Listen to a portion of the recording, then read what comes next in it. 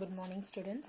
Today we are going to talk about the magnetic field at a point along the equatorial line due to a magnetic dipole. So in last video we learned about the magnetic field at a point along the axial line. Now we are going to discuss about the equatorial line. So both topics are related to the electric dipole. So இதை வந்து நம்ம ஏற்கனவே நம்ம படித்த electric dipole கூட relate பண்ணி படிங்கன்னு சொல்லியிருந்தேன். So first அந்த மேக்னெட்டிக் ஆக்சியல் லைனையும் படிச்சிருங்க, ஈக்குவட்டர் லைனையும் படிங்க. ஸோ ரெண்டு கொஷினையும் கம்பேர் பண்ணி படிங்க, ஓகேங்களா? Now we are going to do figure description. Consider a bar magnet NS as shown in a figure having the length of 2L. Here N be the north pole and S be the south pole of the bar magnet, each with the pole strength QM. Okay, and separated by 2L, separated by a distance of 2L. A magnetic field at a point C at a distance of R from the geometrical center of the bar magnet can be computed by keeping unit north pole at C. Okay, so என்ன அப்படின்னா ஒரு NSங்கிற ஒரு பார் மேக்னெட்டை consider பண்ணிடுவோம்.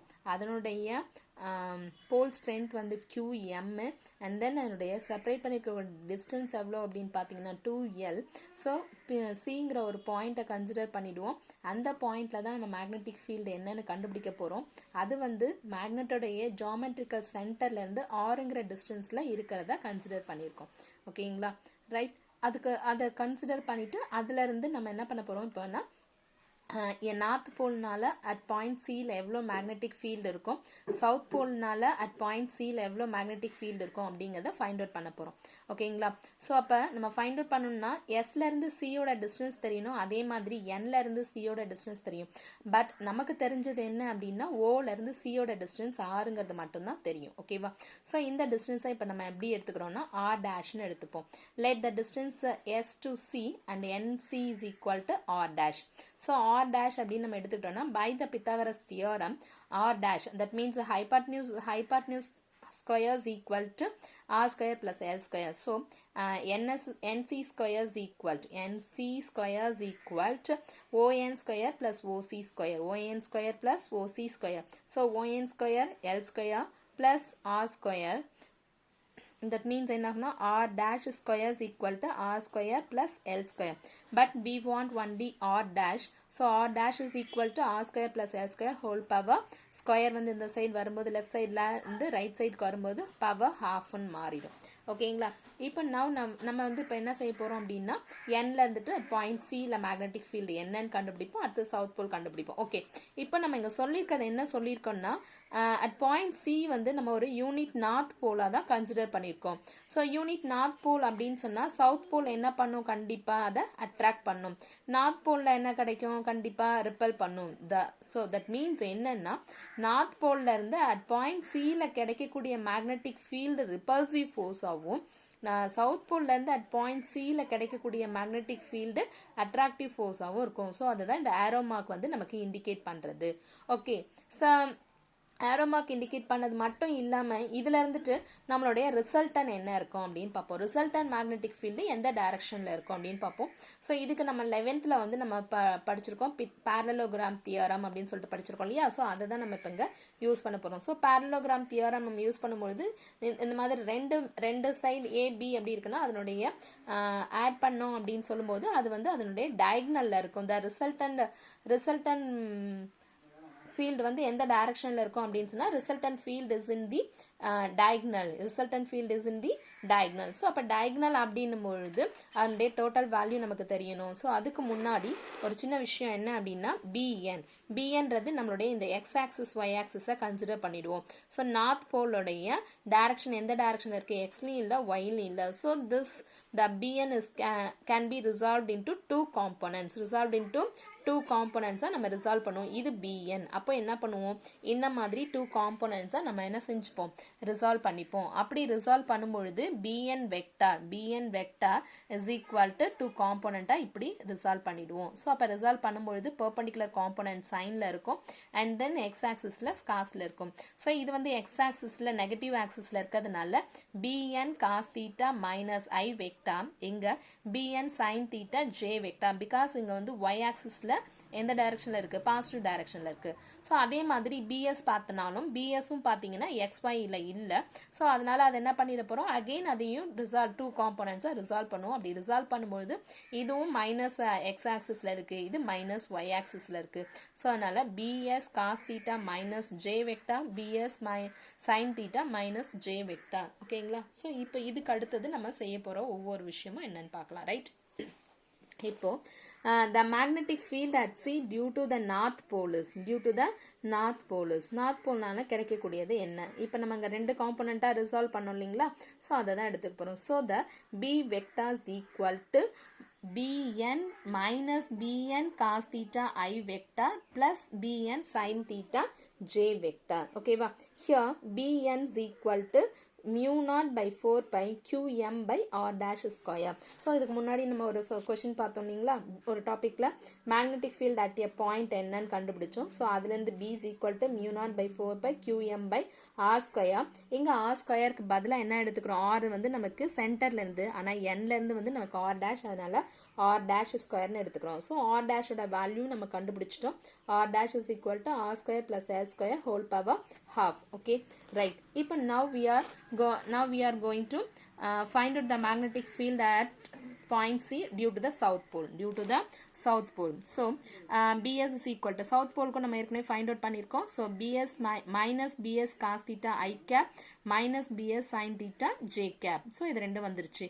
here இங்கேயும் நமக்கு bs ஓட value என்ன அப்படின்னா mu naught by 4 pi qm by r dash square. So r dash ஓட வேல்யூ தெரியும். So bn ஓட வேல்யூ பாருங்க, bs ஓட வேல்யூ பாருங்க, ரெண்டுமே சேம் வேல்யூவா இருக்கு. ஓகே. இப்போ இந்த ரிசல்டன் வேல்யூ b வெக்டார் நமக்கு வேணும் அப்படின்னு சொன்னால் b vector is equal to bn vector plus bs vector, bn vector plus bs vector. Okay. So அப்போ இது வந்து நம்ம கண்டுபிடிச்ச bn ஓட bs ஓட வேல்யூ இங்கே சப்ஸ்டியூட் பண்ணுவோம். So minus bn cos theta I cap plus bn sin theta j cap minus bs cos theta I cap minus bs sin theta j cap.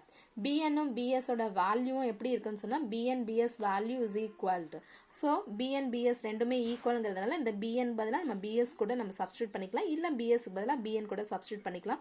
therefore plus minus வந்து என்ன ஆயிடும், cancel ஆயிடும். so minus bn cos theta I cap minus bs cos theta I cap. இங்க bs bn ரெண்டும் equal அப்படிங்கிறதுனால 2bn or 2bs cos theta I cap ன்னு நம்ம எழுதிக்கலாம். ஓகேங்களா. 2bn cos theta I cap.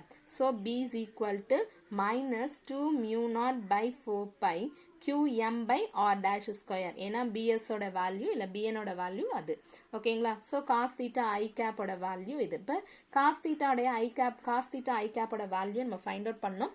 from the figure cos theta is equal to, cos theta ஓட formula என்ன அப்படின்னு சொன்னா adjacent side divided by hypotenuse, adjacent side by hypotenuse, adjacent side L, hypotenuse ஓட value வந்து r square plus l square whole power half. so cos theta is equal to adjacent side by hypotenuse is equal to 1 by r dash square is equal to L by r dash is equal to L by r square plus l square whole power half.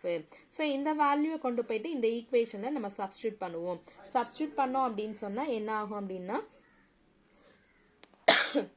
b vector is equal to mu naught by 4 pi qm by r square plus l square. so இங்க இருக்கக்கூடிய value mu naught by 4 pi qm by r square plus l square. இப்போ இந்த value இங்க substitute பண்ண போறோம். so 2l by r square, 2l by r square, 2l by r square plus l square whole power half. qm into 2l ஓட value என்ன அப்படின்னா magnetic dipole moment, magnetic dipole moment. So அதை நம்ம எப்படி எழுதுவோம் அப்படின்னு சொன்னா b vector is equal to mu naught pm divided by 4 pi r square plus l square whole power half ன்னு எழுதுவோம். so that's value is equal to எப்படி எழுதுவோம் அப்படின்னா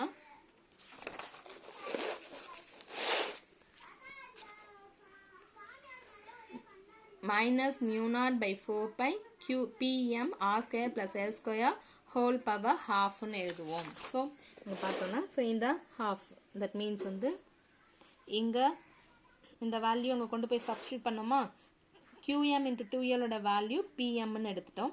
இங்கே r square plus l square whole power 1 இங்கே r square plus l square whole power half 1 plus half என்ன ஆகும் 3/2 னு மாறிடும். 1 plus half என்னன்னு மாறும் 3/2 னு மாறும். ஸோ மைனஸ் சைன் ஞாபகம் இருக்கு, மைனஸ் சைன் உங்களுக்கு ஞாபகம் இருக்கு இல்லைங்களா? ஸோ மைனஸ் வந்து 2 bn cos theta I capனு இருக்கும். ஸோ அதனால மைனஸ் சைன் நமக்கு இருந்துட்டு இருக்கும். ஸோ அப்போ magnetic field at equatorial point is equal to minus mu naught by 4 pi pm by r square plus l square whole power 3/2 I cap. So if the distance between the two poles are very small when compared to the hypotenuse. இப்போ இங்க பார்த்தோம். So Lக்கும் இந்த distance of the point at Cக்கும் பாருங்க, ரெண்டுத்தையும் நம்ம compare பண்ணும்போது L is very very low, R is greater. So the equation 3.19 becomes என்னவா மாறும்? So this equation 3.20 becomes என்ன ஆகும் அப்படின்னா R is very very greater than L. So இங்க L square என்ன ஆயிடும் அப்படின்னு சொன்னா நெக்லெக்ட் ஆயிடுச்சு அப்படின்னு சொன்னா R squareல இருந்துட்டு R square 3/2 என்ன ஆகும்? இந்த 2வும் கேன்சல் ஆயிடுச்சுன்னா R cube இருக்கும்.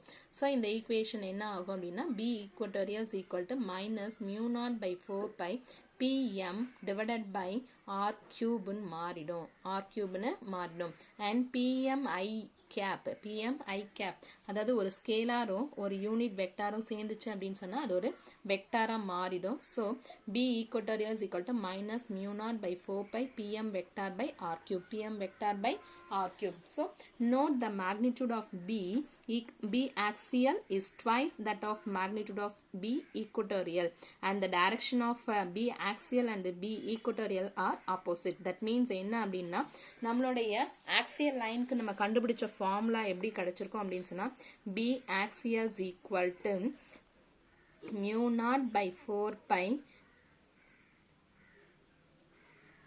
pm 2 pm divided by r cube நம்ம கிடைச்சிருக்கும். ஸோ B axial ஓட வேல்யூ எப்படி கிடைக்கும்னா 2 mu naught by 4 pi pm vector by r cube. So when compared to this என்ன ஆகும் அப்படின்னா ஈக்குவட்டோரியல் லைனோட ஃபார்முலாவும் ஆக்சியல் ஃபார்முலாவும் கம்பேர் பண்ணும்போது இங்க 2 இருக்கு. ஸோ அப்போ ஆக்சியல் லைன்ல இருக்கக்கூடிய மேக்னெட்டிக் ஃபீல்டு வந்து twice that of magnitude of ஈக்குவட்டோரியல்ல இருக்கிற மேக்னெட்டிக் ஃபீல்டோட வேல்யூவை விட ஆக்சியல்ல ட்வைஸா இருக்கும்.